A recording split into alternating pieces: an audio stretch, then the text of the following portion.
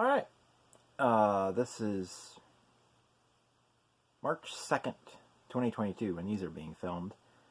I believe these episodes, I have 3 others filmed. I already uploaded this week's, March 2nd. So, I already have the next 3 weeks filmed before. Those were filmed in February.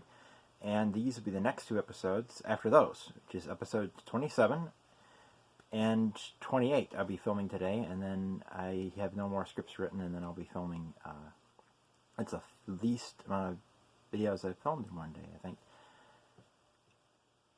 But, we're back, but for this episode, I have an intro. We are back for episode 27 of the weekly show on prototype railroads to educate the model railroader on the real railroads and give them ideas. Right now, we are going through various railroads, talking about their customers, route, history, and motive power. How detailed this is depends on what I can find online, and how accurate depends on what was available at the time of recording. These are often filmed in bulk, with 3 to 6 videos filmed in one day. Of course, motive power changes, and not always does the information online change when motive power changes. It usually has to be updated by rail fans who see the power, and they don't always see new units coming in as quickly, or the ones that don't know how to update or don't have access to be able to update these things. So oftentimes, much like the model railroader catalogs, by the time the information comes out, it's already outdated. But this episode is on Genesee Wyoming's Hilton Albany Railroad, reporting mark HAL. This operates 60 miles of track between the NS interchange in Albany, Georgia, and an interchange of the Bay Line and Chattahoochee Industrial Railroad in Hilton, Georgia. About halfway between the two is the interchange in Arlington, Georgia, with Georgia's Southwestern Railroad.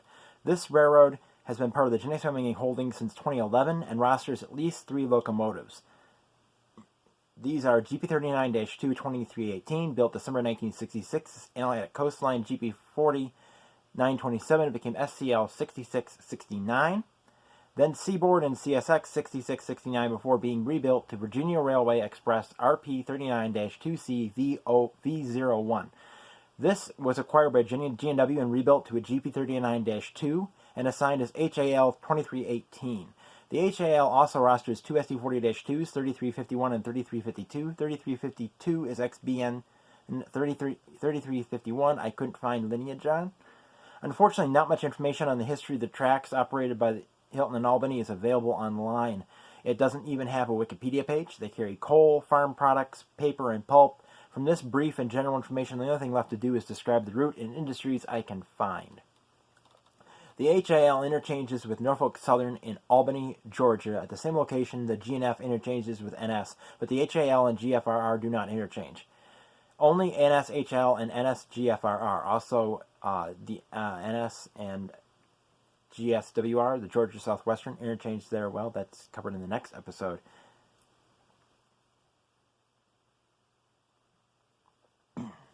The HAL heads west from the interchange, right down the middle of West Roosevelt Avenue via street running, past Albany FD Station 1. The street running ends around North Davis Street with West Roosevelt Ave now paralleling it. The HAL's first industry is Dominion of Georgia. This is located on Flint Avenue, and the switch is near the Pine Avenue grade crossing. This receives tank cars, and a lot of them. There is a short siding west of U.S. Business 82. Then on the west side of Albany in the residential area, there is an industrial branch heading to the south, winding through residential areas to reach an industrial area on Albany's south side. The first businesses are not current customers. Gerdau? Yeah, Gerdau. It's not Gerdau because there's an E in Gerdau. And that starts with an A instead of an E. But Emmer Steel and Gray Distribution Services had spurs, but they had been removed in an abandoned warehouse to the east, likely also was served at one time.